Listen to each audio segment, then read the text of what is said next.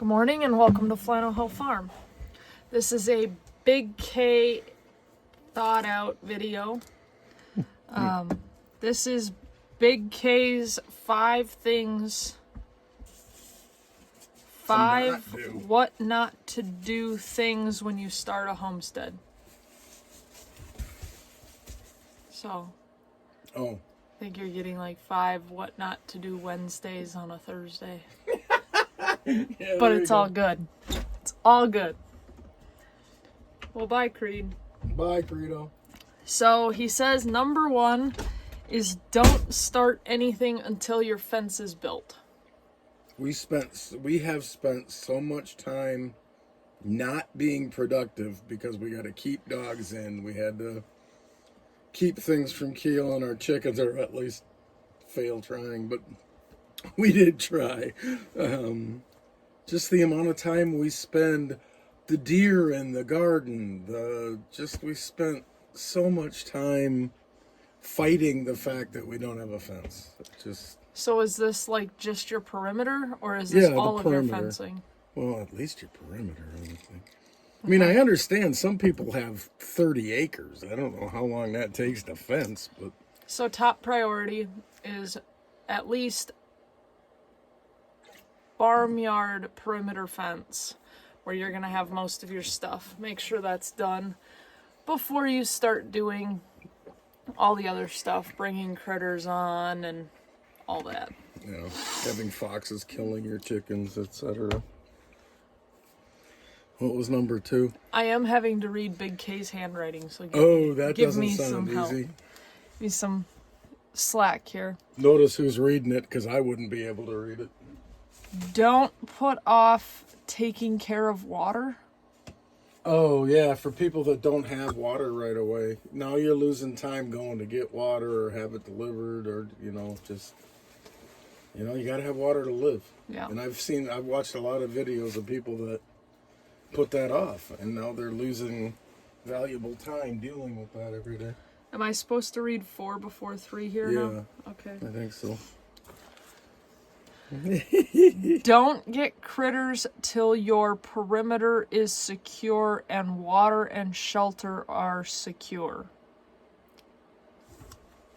Yeah, why? Because otherwise now you're dealing with animals. I think what he's trying to say is don't get chickens until you have a coop, until you have access to water for them, and until you have a fence to keep them protected.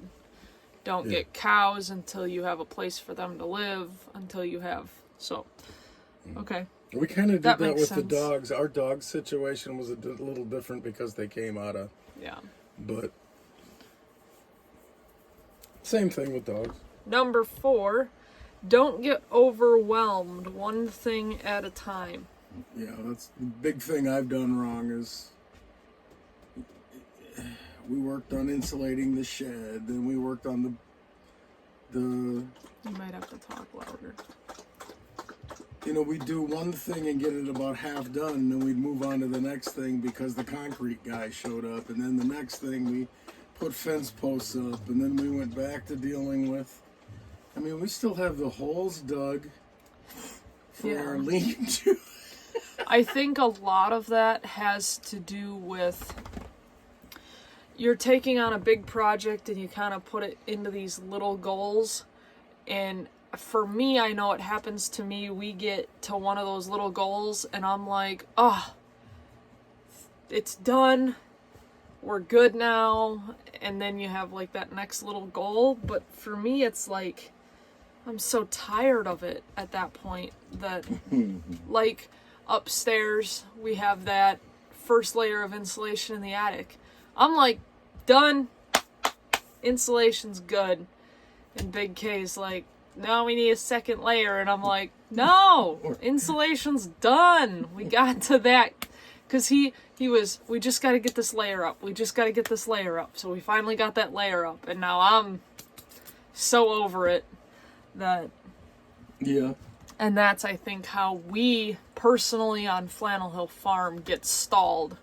Is because we get that one goal done and we're like, let's celebrate. Well, then we never want to go back to Right. foam board insulation. Well, I wanted to get that first layer done so we were dried in, so that there were nothing could get into the attic, but that's not enough insulation. And number 5. Well, yeah, no, we've just spent the last 5 minutes beating ourselves up for what we did wrong. Don't beat yourself up when things don't go as planned. You gotta let it let the road rise up to me. You don't let it. It's gonna sometimes feel so overwhelming and so. But you gotta just do what you can every day. Just get up and just do something. You know, my dad used to say, do something even if it's wrong. You know, just roll with the punches. Yeah. Which, that phrase from your dad, do something even if it's wrong, can be very expensive in homesteading. Yes, it can. Yeah. I think that's the biggest thing. What not to do. Number 6. Yeah, 5A. You have to research.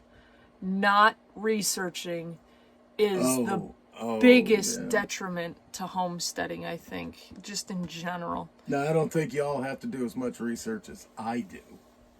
And I mean, I probably take that too far. Whether that's going to grandma's house because grandma cans and learning how to can from grandma, or getting a bunch of books, or looking it up on the internet, or YouTubing it.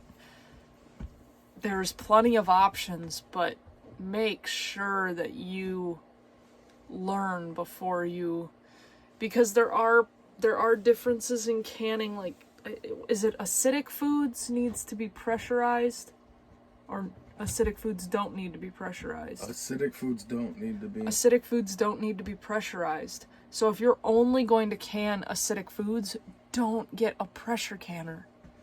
You're going to spend so much money on a pressure canner that you don't need to do. You got to make sure that whichever, you live up in like the Rocky Mountains, you got to make sure that your canner can accommodate your elevation. And if you don't, you can spend $100 on a canner that you can't use. And then selling it in your area is going to be really hard because nobody else in the Rocky Mountains can use it. So, yeah, good point. Although I don't know why they would sell you that in your area if you couldn't use it, but they do all kinds of wacky things. You can have stuff shipped in from the internet. And Yep. Is that it? Yeah, I guess that was. I'll show you guys Big K's handwriting so you know what I'm putting up with here. Yeah, that's my biggest one is just don't beat yourself up over it not getting it done. Did you look in the mirror and tell yourself that one? Do as I say, not as I do. I can beat myself up. I'm just suggesting that y'all don't. Oh, wow. All right. Well, it was easy. On your way back down the hill, if you wouldn't mind liking, sharing, subscribing, hitting that little bell notification button, and we appreciate y'all.